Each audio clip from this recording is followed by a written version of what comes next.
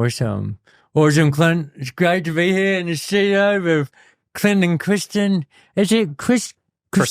Christian. Just Christian. Yeah. Awesome. And where have you come from today? Just north of Hamilton today. Stuck on the motorway for a while, but got here in the end, so it's all good. Yeah. And so this morning we were texting each other. It was early. I didn't think anyone else would be up. And you're like, hey, I'm off to the gym. And I was like, snap. So I checked my phone just before I went into the gym. I was like, a message from Cam. And it was like, you sent it like 5:30. And I had a session at Body Fit at 6 o'clock and thought I'd smash that out before I got on the road. It's good. And is that a normal part of your routine, start of your day? It is now. So I'm doing a challenge at the moment. So I only started about 6 weeks ago, a couple of weeks before the challenge. Just trying to, I used to do a lot, but then I had a shoulder injury and had to can it. And now just really getting back into it and just want to stay fit and healthy. So trying to eat the food and stuff as well. Not too serious with the food, but just really trying to cut back on the, the beers and the sweets and that kind of stuff. Okay. And is that for a realization of the life you want to be, or I'm fit and healthy body type stuff? Yeah, I've always been a little bit into sport and bits and pieces and tried to be fit. And then I've just turned 50 last year, you start getting a bit of a man bod and stuff, and you're like, I want not to get that out of control, and so and I play sport, still play football, so. Just trying to keep on top of everything, and you feel better. You do right? when you're exercising and you feel better about yourself. It's part of the whole all round life kind of stuff, Yeah, I just find it a good place to get out of a day to day, and you gain new perspectives. You challenge yourself. I mean, we do classes in the morning. Yep. And I used to be hugely intimidated of these classes and think that everyone's watching you and you're just going to look like a bit of an ass. And then you realize no one cares, and you come out and your endorphins are pumping and you feel good. Yeah, everyone's just going there to do their own sort of thing, but it's actually nice. People are encouraging and friendly, and I actually, when you say to get away from it all, I find it a really big thing that I'm really enjoying at the moment is out from what I do, which we'll talk about in a minute. Yeah. But I'm so busy and focused, and my mind's so crowded all the time that going to the gym and getting the endorphins going and just doing that exercise is a real good take me away from everything else. 100%. Yeah. Awesome. So, Clint, I'm super excited. I'm real grateful you came all the way up from Hamilton to be here. And I was just looking, because a few weeks ago, our mutual friend Gina contacted me and said, hey, you've got to, check out this amazing artist, Clinton and Clint. And so I then went into my Instagram and realized that we'd been communicating since back in 2022. And we talked a little while ago back. Yeah, it was like April 2022. I'd seen one of your talks online somewhere, and it was a Sunday morning, and I was lying in bed and I just started watching it, and you really inspired me with, your story. Awesome. And I do remember at that time I was really sort of partway into my journey, but I was still only really trying to find my feet, getting out there with my art, and just being yourself and being awesome and just going for it. You inspired me. That I was one of those days that I actually remember, just fucking go do it. Sorry, shouldn't swear, but just go do it. Well, what you said, if you don't mind, you said it took me to 45 to figure out my passion, and 3 years ago I was like, WTF. And you had that moment, and so now you're chasing your awesome. And so I thought what we'd talk about today is what is that awesome? How did you find that awesome? And how is the roller coaster of awesomeness, aka life? Because awe is that thing that's a little bit scary at the beginning, but we get to the other side and we couldn't imagine life without it. Yeah. I mean, where things are going now, I 100% never imagined that it would be. I was 45 and stuck in I'd been in the building industry, and then I was an architectural draftsman for 15 years on a computer, drawing straight lines, working with building councils. And I kind of felt lost, if you'd say, and almost there was some depression setting in at times, where just didn't have my purpose. So kind of doing a job that just because of its job. Yeah, I mean, I was good at it. I was earning okay money, and family life was good, and everything was actually good. People would look at me and probably think you've got nothing to worry about, but mental health we talk about all the time. But I think as humans we think too much, right? And you can overthink stuff. And I think I was just at a point in life where I just felt like yes, on that treadmill going round and round. And I had been very good at art at school, and got like 95% for school certificate art, and but I didn't have any mentors or anyone saying, go to art school or you can do this as a job and that kind of stuff. So I kind of just thought it was a cool lad's hobby, and I was good at it and loved it. But get out, get a job, build a house, buy a house, and stuff like that. When I left school. No, it's good. You're on your flow. Just keep going. So you're at school, you're doing a bit of art there. You did well with it. And, So, I got out in building industry and actually met my wife at high school. Yeah. And we are celebrating our 30th wedding anniversary tomorrow. Awesome. So after this, she'll see this later, but after this, I need to go and make sure I've got things planned for tomorrow, don't I? Which you already have done. You're just confirming those plans. Yeah. And so, I've got 3 boys that are now 19, 21, and 23. Okay. And they're awesome young men. But so 45 and things were just didn't feel like I had my purpose. My wife had a really good job at the time, and I said, can I take 6 months out, do some painting, see if people might buy some, and actually sort of give it a bit of a go. Yeah. That dragged out into 12 months because I ended up building a studio because I had the building background. Oh, if I'm going to be an artist, I've got to have a studio, right? Okay. So, 12 months to build the studio. I was kind of 6 months building the studio and doing some work and some commissions for people, and it sort of dragged out. And then I'll tell you a bit of the story about how it really sort of kicked off was I had a painting. So I'd sold a couple to some friends and people I knew and a couple of sort of small commissions. And I went to a gallery with one painting and I said, would you better have this, would you represent me in your gallery? And the gallery owner said, oh, I like your work. I'll only represent if you come back with 10 pieces and do a solo show. Okay. I'm like, that sounds cool. Yeah, cool. Okay, why not? So don't hold back, go for it. She said, do you want to do it in January or December? And this was, I think, the end of September. And I said, hey, let's do the 1st of December and we'll just crack into it and I'll go home and work my butt off and come back with 10 pieces. So I did that, came back with 10 pieces. She'd start. And how long is this after you deciding I'm going to go out and be an artist? I'm going to be an artist. So this was probably, almost a year later. So it was to the end of that first year. And I'd done a few commissions and bits and pieces, like I say. But this was the first sort of, let's see if I can actually get some work into a gallery, which is a massive step for any artist, even just approaching someone and, scared they're just going to say, oh, go away and try harder or whatever. Yeah. So it was quite a buzz for me that she was keen enough to get me to do some more work. And we teed it up. She started advertising a little bit, and there was, as I made some pieces, I was giving her some photos, and she was kind of putting teasers out, and people were asking if they can buy them, and she said not till the opening of the show.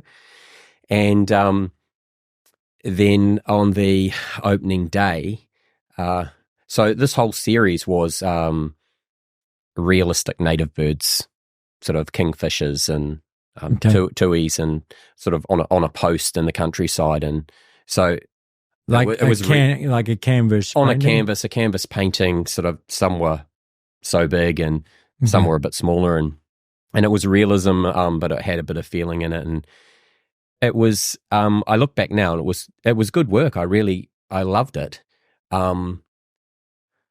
But I think I had done 9 paintings. Okay. And She's the actual 10. yeah, and I think Okay. I had like a week to go, Yeah. and I thought I'll do one more. I want to do something a little bit different. So I don't had this weird ideas in my head about painting sheep. I'd seen these pictures of just all these sheep, right? Okay. Very New Zealand thing. Yeah. And I did this painting. It was black and white with one sheep that was red. The painting was called Red Sheep. And it was also quite stylized, so it wasn't realistic. It was just there was just sort of feeling within the paintbrush. It was blending, and it was just different than being a realism type piece. And we were in the gallery hanging up all the pieces, and this one piece did look a bit odd, but it was leaning against the wall. This guy drove past on his way home from work. We were opening the show the next morning. He drove past on his way home. He turned around his car and he came back, and he came into the gallery while we were hanging up, getting ready for the next day. And he said, I really like that painting. I saw this red sheep stuck out, and I love sheep. Yeah. And can I buy that painting? And I was like, okay. I said, it's part of the exhibition. It's running for 2 weeks, and that if you want to buy it, you can buy it, and we'll put a red dot on it, and and I had thought my work was worth like, under $1,000. Yeah. And the gallery owner told me to put some higher prices on because she thought they were better. I think this had $1,400 on it. Yeah. And he was just like, I want to buy it. I'll buy it now. And he bought it straight away. And I just $1,400. Yeah. And I was freaked out. And I said he left, and I said to the gallery owner, has that happened before? And she's like, no, that hasn't happened before. Wow. So that was it was a confidence booster. Yeah, for sure. And just a great feeling, just knowing that someone's seen something you've done. And for me, it was that piece was different than all the rest. And it was very unique to me. And I remember when I finished painting it, I felt I loved it more than any of the other pieces, even though they were really good and people loved them. That one was quite unique in style, and it was some weird imagination that I had. So it felt special. Because I was going to ask, so with those 9 other pieces and birds, is that sort of what you'd always imagined you would do, and that's why you started with that? I think so. Or was it a safer option? And that's no. So if we go back to school, I was very good at realism and painting what I could see and drawing. And one of the reasons I probably didn't continue my art was because I thought I had no creativity. So I thought, okay, I can do what I see, and that's about it. But lots of people can do that. Yeah. And so I can paint a photo, kind of. Almost, yeah. Yeah. And so I think that's when I did these sheep, and it had style, and it was unique and different. I hadn't seen anything like it before. It really made me feel good. And that's probably the biggest thing about my art is most of it's just about what I want to do and what I imagine, and I get a buzz out of thinking of something and then seeing it come to life. So I'm really interested about finding your creativity there, because it's almost like a leap of faith. Is it? Or how would you describe that of going, I'm not creative, but then doing something that is hugely creative? And have you thought about what got you from I'm not creative to this? So if we flick back to the 12 months earlier, right, when I decided let's go, be creative, let's be an artist. Yeah. I was at the beach, and it was at Christmas time, and it was basically almost like New Year's resolution, but not quite. I woke up the early hours of one morning, and I just was lying there thinking about what I wanted to do and what was my purpose. So I'd been stuck in this rut, and I remember it must have been 4 or 5 hours. I lay there in bed, thinking, I am a creative person. My whole life since I left school, I was building, I was landscaping, I was architectural drafting. I built my own swimming pool and with all the landscaping for that, and designed my own house, and everything was in that I'm a creator. That's what I do. Yeah. And it was just what part of that then actually makes me feel fulfilled. And so that was like, actually, I want to make things. And I put a message out on Facebook to all my friends saying that this is this day that I woke up that I'd been thinking for 5 hours. And I said, I'm going to start creating this year. I'm probably going to stop working in my job, and I'm just going to create and see what happens. And I said, I don't know if it's going to be painting, if it's going to be building furniture, what it's going to be. It's just going to be creating. Yeah. And you gave yourself permission to do that by putting it out there. Yeah, I think that's what it was. It was just, it was that real light bulb moment of what am I here for? And knowing that it was going to take time, whatever I did, and hopefully it would just work out. There's a lot of faith in it. I'm really lucky that my wife supported me and encouraged me to give it a go. And it did take that 12 months. I actually experimented painting different styles and different things as well. And oh my God, some of them were rubbish. And but that's part of it, right? You've got to do your 10,000 hours or whatever it is to master your craft. And if you've been in a traditional 9 to 5 for a big chunk of your life, and now you're doing something creative. Yeah, and that motivation to actually keep doing it, and your family life gets in the way, and doing stuff that's rubbish, and you think, I'm no good at this, and there was times where I did think about chucking it in. I went and I got to know other artists around the Waikato and visited them and talked to them. And I remember I went and had a coffee with a friend. She's a friend now. So at the time, Lindy Wilson's her name. She's an artist in the Waikato, been quite successful for about 10 years, I think. And I saw a piece of hers in a gallery, and I tracked her down on Instagram or something, and then said, "Is it okay? I want to be an artist, and I'd love to have a coffee and just have a chat about what it's like." And the first thing she said to me was, "Why do you want to be an artist?" And I told her that I felt that it was what I was born to do. Like, it's just this itch. I have to create stuff. Yeah. And she goes, "It's a bit of a roller coaster. Be prepared for it." And at the time, I probably had no idea what she meant. But now, 100%, being an artist can be. You have highs and lows. You sell things and you do well for a bit, and then you'll have a quiet spell. You might just be creating and not selling anything, or not having your work out there anywhere, and you can feel like you're just. And so is that the low of a low when you're not selling, or I think, is there other stuff? I think at the time, it's not all about selling. I think at the time, I didn't understand that it was, probably more about that creative flow and finding what you're good at, or what makes you feel good with what you're creating. So very much at the start was making some work that it might not be very good, and then the next idea or it was very stop-start. And another artist that I talked to and helped me a lot, Julie Wyman, she sort of said to me, sometimes it's good to try to have more than one project on the go at the same time. Yeah. And that helped me immensely, working on different things. So if you felt stuck within one thing or it wasn't quite working, you move on to the next. Yep. And does that mean you can go back to the one you've already started? 100%. Yeah. And a big thing about creating art, a lot of artists will tell you that it's all about the process. Okay, and you've got to trust the process and know that you'll get there at the end. Yeah. Halfway through work, a lot of time, it's rubbish. It looks awful.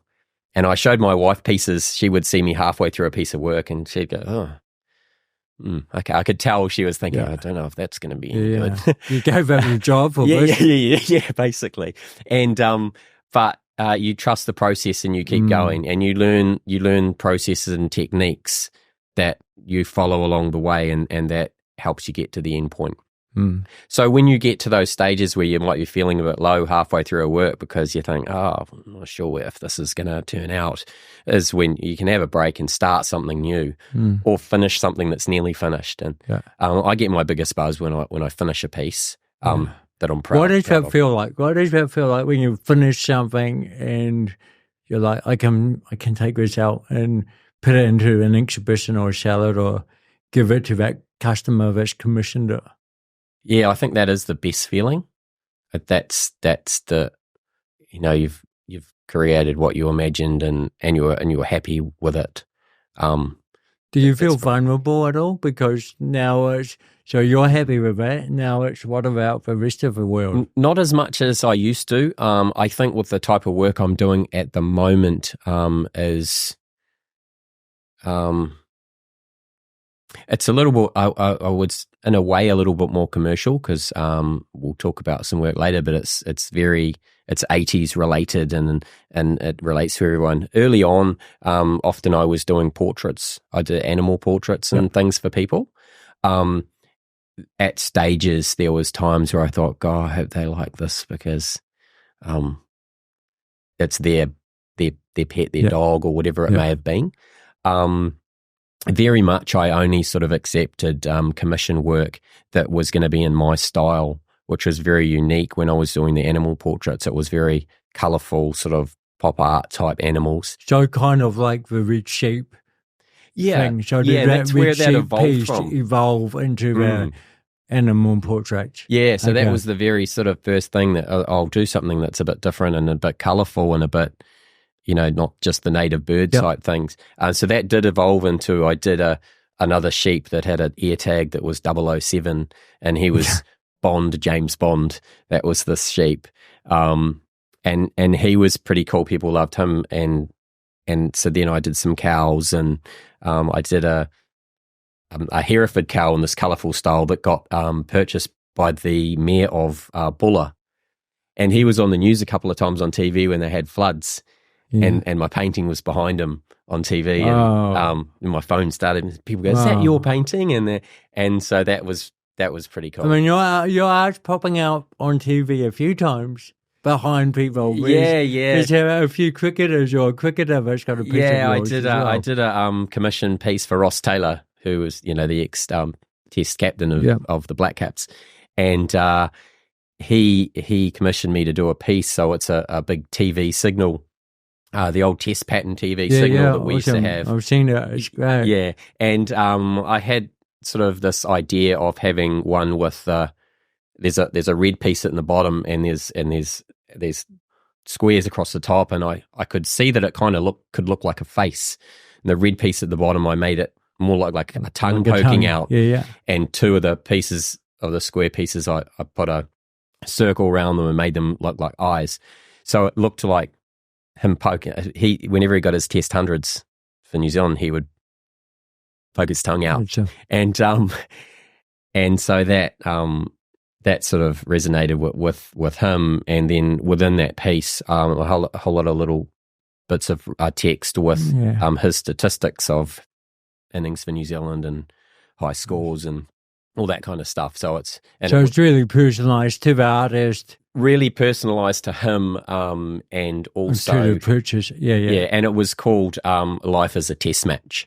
Nice. So it was really about his cricket career. So that's popped up on TV about 5 times. I saw it the other day. Popped up on the news though, interviewing, talking about the Black Caps. And so I mean, it sounds like you've had a dream run in terms of a year to sell your first piece, and now you've got some celebrities and personalities, you've got exhibitions and galleries wanting stuff.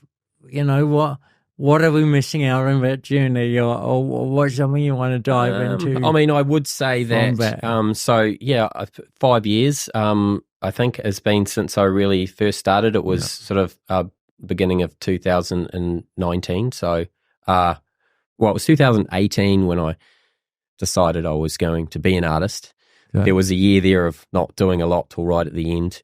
And then I would say that very first sort of little exhibition that I had was a real high, where I sold out of those 10 pieces, I think it was 8 And that was a real high. After that, there was probably a low for 12 months where I was making that transition into trying to create different art than the birds.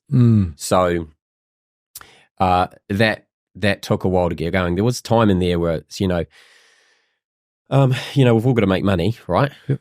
And I didn't make a lot of money that next year trying to get into more work into galleries and trying to sell work. I look back at it now, and it was a bit like going to university, right? And just trying to learn your trade and virtually earn nothing. So I was lucky my wife could support me. And there was a time there at the end of that second year where we were realistically looking at getting a part-time job or something so that I could actually get some income. Yeah.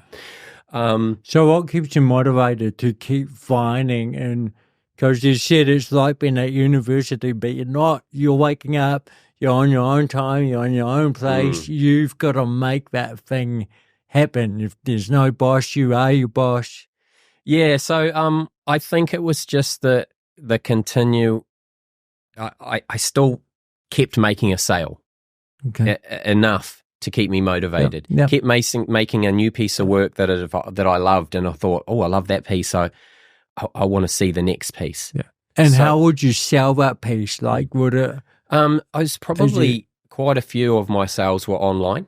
Okay. So Instagram is probably the big one, and I would post my pieces online, and people would be interested in buying them. So a combination of that, some sales at the first gallery that I had, they were still taking work, and there was some sales there. So it was kind of ticking along, but not making a lot of money, especially if you have work in galleries, they take a commission out of it as well. Yeah.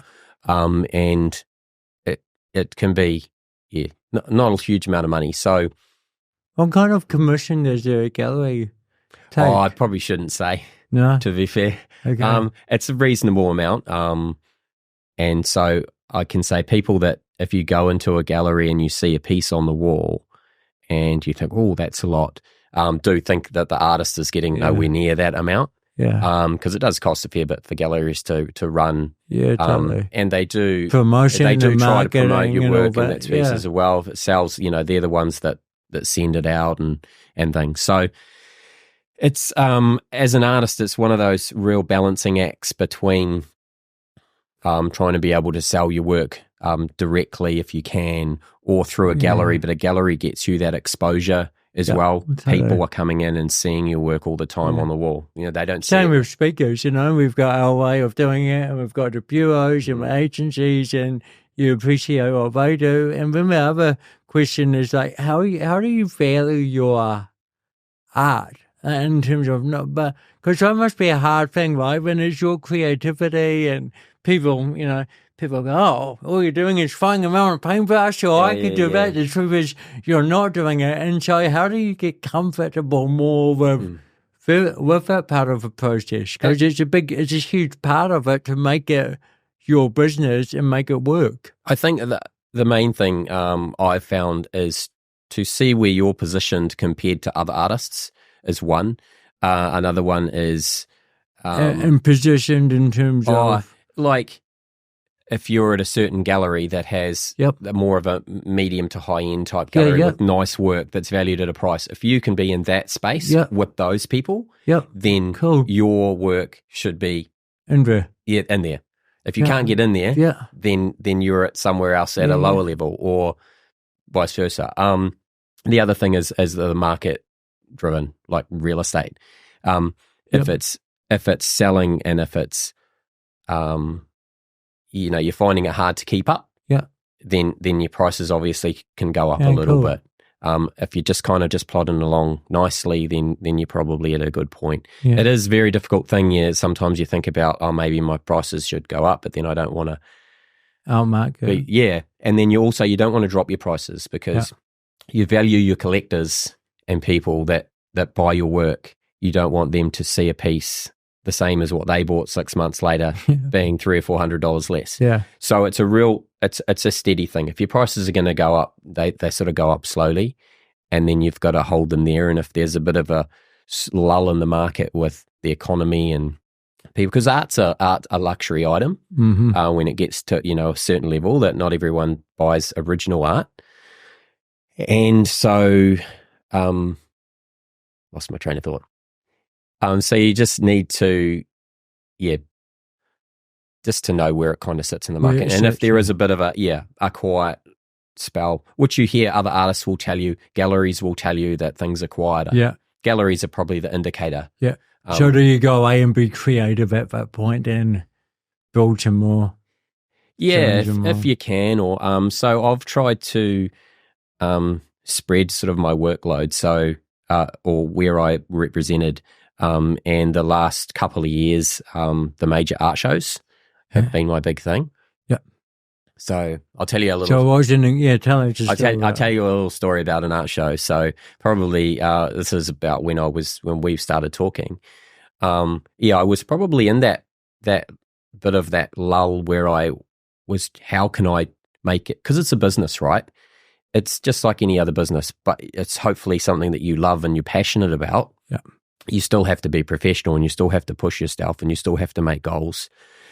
And so I went to a night class in Hamilton run by Creative Waikato, and I can't even remember what it was called now, but it was something like Elevate, or it was about planning, your career and putting things out there.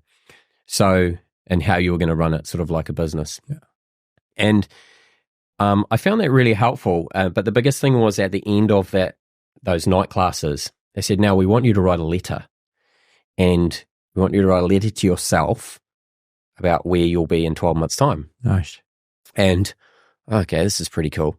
And I knew there were some things I wanted to do, and one of them was that I was going to go to the Auckland art show at the Cloud, at the Viaduct.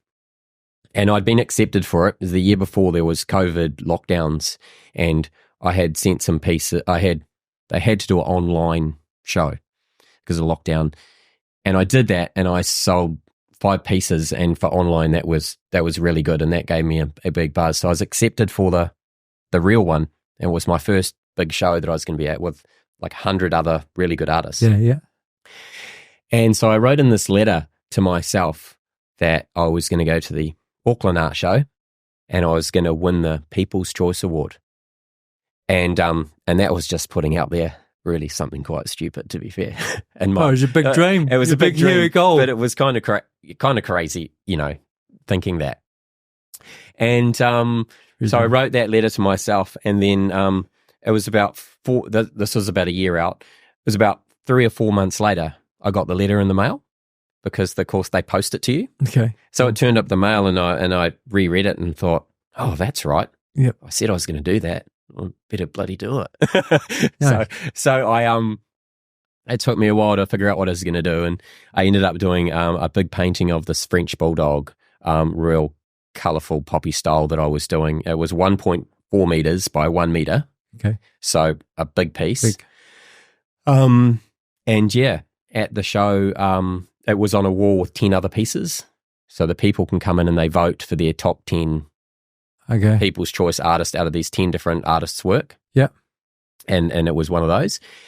And I had a lot of people commenting when they were coming through at my stand where I was with my work, saying they really loved it and bits and pieces. And at the end of the weekend, they read out, some different awards, and they read out that I won People's Choice. Wow. And I get emotional. Oh, yeah. So I actually, I fully putting it out there. It all starts with it later. Put it out there and just do it and just believe in yourself, kind of thing. And so that was super awesome. Wow, that gives me goosebumps. I literally did cry. Like, it was probably embarrassing. So I won that award, People's Choice Award, which was a big buzz for me, because that's like 10,000 people walking through and voting and loving my work. And then I also got a Liquitex Paints Colour Award as well, because my stand was probably the most colourful and bright and lots of primary colours, and that's what I'm into now. So that's where it's gone. Was that kind of the transition point? I mean, here we've got a big massive visual shorts. I was at exhibition the other week, and it was just full of colour. Yeah, so was that one of the... there was a little transition in there so that was May 2022. Yep. And at that show, I think I had 15 pieces of work, and it was actually about a half and half between my animal style work, like Highland cows and alpacas and the big French bulldog, and then I had just started playing around with this work. So I always wanted to paint that test pattern TV test signal, and I researched it not long before, and it came up. Colour broadcast came to New Zealand, and I think it was 31st of October 1973. Okay, it was its colour, and it happened to be 3 days before I was born when I researched, and I was like, "Is this not a sign? Yeah, this is colour, right? This is all about colour." And so, okay, well, I have to do it now. So I was creating these tests. When you said I've been thinking about it for a long time, I just like how long? Like as an artist, or even before that? I probably always just liked it, and I remembered as a kid, we would watch TV till midnight or whatever it was if we were lucky, if we were allowed to stay up. And Goodnight Kiwi would come on, and then you'd have the test pattern come up. Yeah. And that was it, and you went to came up with a noise as well, yeah, was it? Yeah. But and then also in the mornings, if you got up early and TV wasn't on yet, sometimes that was still on until it came on. And so it was just an image that I think I was drawn to just because of the color, and it was this cool image. Yeah. And so it probably wasn't. It was a little bit into my art journey that I thought it'd make quite a cool painting. But I'll combine it with something a bit, because what it does for me is it takes me back to when life was simpler, right? When we didn't have all this internet and noise going on, and your kids are always on their phones and all that. Yeah. Back then, basically the 80s, we didn't have this. Still had Tree Forts and stuff, and might watch a video or play a cassette. Yeah, I loved riding my BMX and that. But we did have some gaming and that kind of thing. But it was less stressful. So I think the first one I did of that was called it was No Stress, No Wi-Fi. Okay. So it was really about get rid of the noise from now and go back to that time. Yeah. So I've created a few of those. They're always different and unique. I always put different words on them about no Wi-Fi signal, no internet, no Netflix, and stuff like that. Yeah. Just that really started also kickstarting. Let's do some fun things, and my building work sort of came in, and I started creating giant Lego pieces, and sort of big 3-dimensional Rubik's cubes, and how do you choose a big Rubik's cube? What? Yeah, I mean, I was talking. What's the artist connection, and when going, I can do that, because I think it's just, again, I love the image, and it's got the emotion of back when I was a kid, right? And then it's what's larger than life? I just want everything to be larger than life. Yeah. So, you've seen the work recently. Oh, and it makes you feel so good. Like you walk in and it's playful and it's fun and it's positive. Yeah. And so I can imagine when you're creating it, is that what you're kind of feeling as you create I think it? just the color and the joy of an image of something that makes you feel young again, I think. And it's fun. It's fun for everyone. And the color. And so I can imagine it being on a wall and just being larger than life. So the Rubik's Cubes are normally, this big, and my ones are this big, and they look like they're 3D and they're twisted.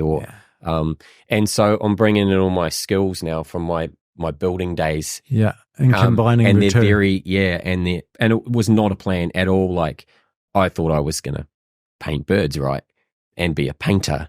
Yeah. And now I'm more of a sculptor. In a way, I call it wall sculpture with some of the work that I do that looks like giant Lego things or cubes or, Do you feel that you're creating yourself or becoming more who you imagined you would be? That's a tough one, eh? Because you've gone from being like doing, your 9 to 5, using your skill, which is an art skill, to painting something that was representative of almost a photo, to really getting out there. But at the beginning, you mentioned how it took 27 years to find that creativity. Yeah. I think it's a combination of finding out who I am and who I've been, and like all the skills that I'm using are skills that I've learnt during my life. And there's no way I could have done what I'm doing now if I'd left school and done it. So it's probably finding out who I am, and yeah. And using those creative times you've always been pushing the barrier, right? You haven't just gone, okay, I'm comfortable doing this and stayed there. Yeah, so and it's the most exciting thing about what I'm doing that I enjoy about it, is that I don't know what I'll be doing in 2 years or 3 years from now. And I'm really excited about what I might be creating. I've got so many ideas now. So from that person who didn't think they were creative to now, it's hard to turn my brain off.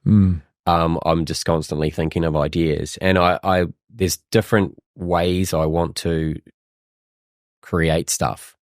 And I want to probably go back to painting and being looser and painting giant things that might still have some relevance to nostalgia and stuff in there, and still be real bright coloured work. So there's that in the future. It could be way different than what I'm doing now. So it's just this cool path that I just want to go and just explore.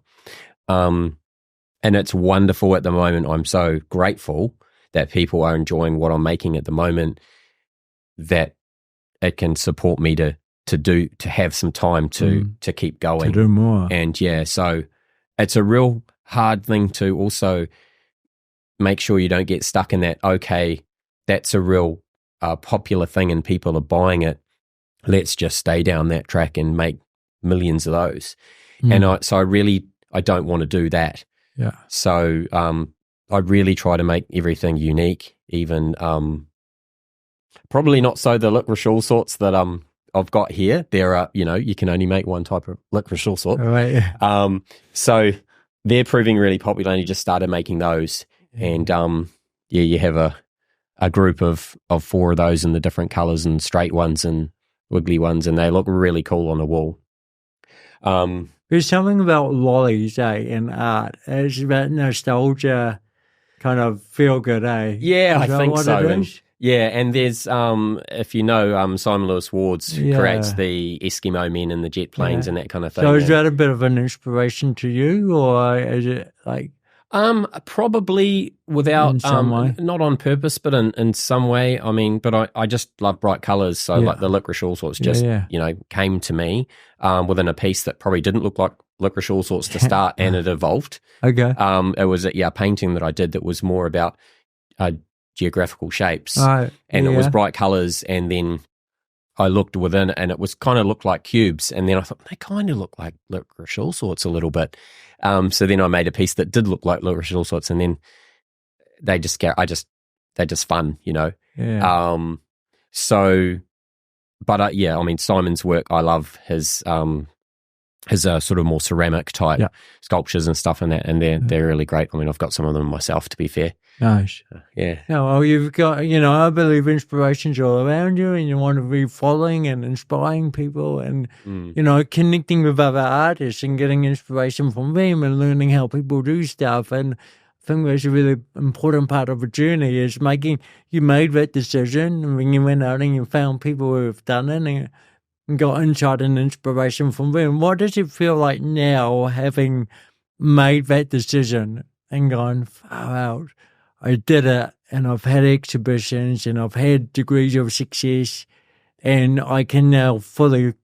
I mean, do you call yourself an artist now? Yeah, and that was a thing when you start. It's a very nerve-wracking or a hard thing to say, I'm an artist, and people would say, oh, what are you doing now? And and you'd say you're an artist, and they'd say, oh, what type of art? And what do you do as a real job? Did you get that? I did have someone actually.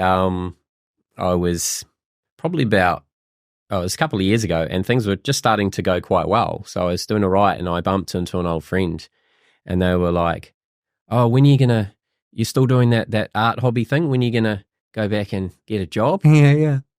And I didn't say too much at the time, but it really did kind of annoy me in a way, because I was trying real hard, and things it was starting to work. That and you don't have to be making a lot of money to still be. You're an artist. There's people that if you're an artist, you're an artist, or a creator. It's what you do. Yeah. And it's owning it, right? And going, I can step into that. Yeah. I can step into who I want to be there. Yeah. And I guess when I decided I was going to be an artist, it was just about trying to be who I was and create. And that's what I felt I was. And it wasn't about money at all. It was just about, I wanted to earn enough that I could help be parts to support. To support the family enough. Yeah. But it was more about, okay, I'm getting a bit older, and what do I want to do that I feel like is my purpose, right? So that's probably the biggest buzz I get out of it. And I'm sure there's people out there that don't earn a lot of money out of it and probably need to get another job and things, or do have both. Yeah. They're still artists and they're still cracking it out. So don't ever tell someone when you're going to get a real job, or that old mentality of artists, the poor struggling artist thing is the thing that I think holds back people from supporting artists and buying their work or telling them that's good. Or so it's a strange one. But I talk about having a backpack of belief, and it's just things that we carry around on us that make us believe that, we can go out there and do it.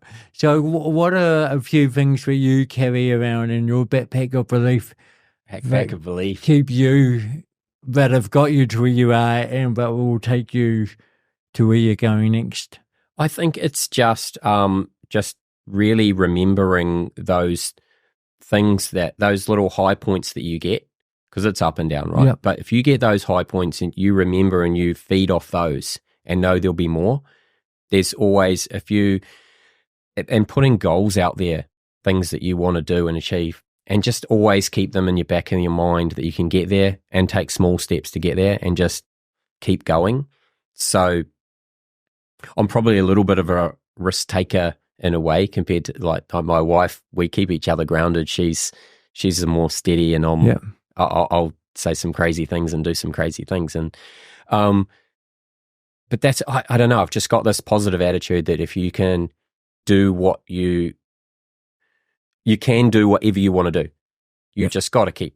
Yeah. Just got to do it. And then the art thing, I'll tell any artist, you want to be an artist or you think you're an artist, you've just got to work and do it.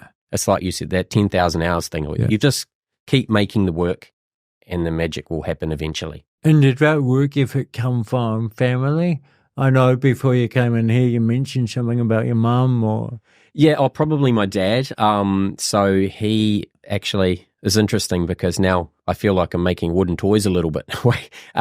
He made wooden toys. So he was a farmer and he started making wooden toys when I was a young boy, and he ended up having 5 people working full-time for him making wooden toys, about 50 different types of wooden toys, supplied play centres throughout New Zealand and did these craft shows selling lots and lots of wooden toys. And I helped him when I was, 10 years old. I'd be out there building and assembling little cars and trucks and stuff like that. So I think that that you can be self-employed, you can do your thing. You don't have to work for the man, do what you want to do. I think actually has come from him and from that. So he was always a bit of an entrepreneur, or just did what he wanted to do. And so I think I got those genes and seen that you don't have to be stuck in a rut. Awesome. Get out and do it. Just go out there, do it, have fun, make people feel good. Well, thanks so much for coming in, sharing some of your art with us. Where can people follow you and what's coming up in the near future? I've just had a big show called Leap on at the Flagstaff Gallery in Devonport, if people have been to see that. And that was really, really cool, this 80 inspired show. Just finished. Yeah. And how did you feel the show went? Is it? Oh, amazing. So, yeah, I think the biggest thing for me, it's the first time that I had 50 pieces of work on a whole gallery wall everywhere, and people coming in and saying, "Oh, wow, this is so fun," and remembering the 80s, and I had Pac-Mans and ghosts and Lego and cubes and all the stuff that I do. Giant cassette tapes. They really love making those. And well done, because I remember you said you went into a gallery and they said, "Yeah, you can have that wall," and you said, "No.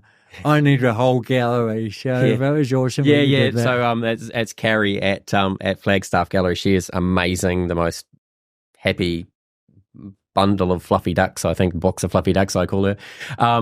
And yeah, she was like, usually we do this wall and maybe a bit at the front.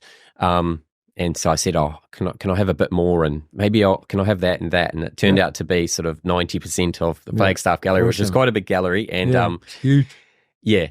And so, but that whole vibe, the people that come in had that whole experience of everything, I think, was the buzz. And yeah, probably the highlight of my career so far, having my work on the wall for people to see. Whether they buy it or not, it was just kids and people coming back and remembering their childhood was the highlight. Kicker, the highlight, yeah, for sure. So yeah, where's next and social media? Or?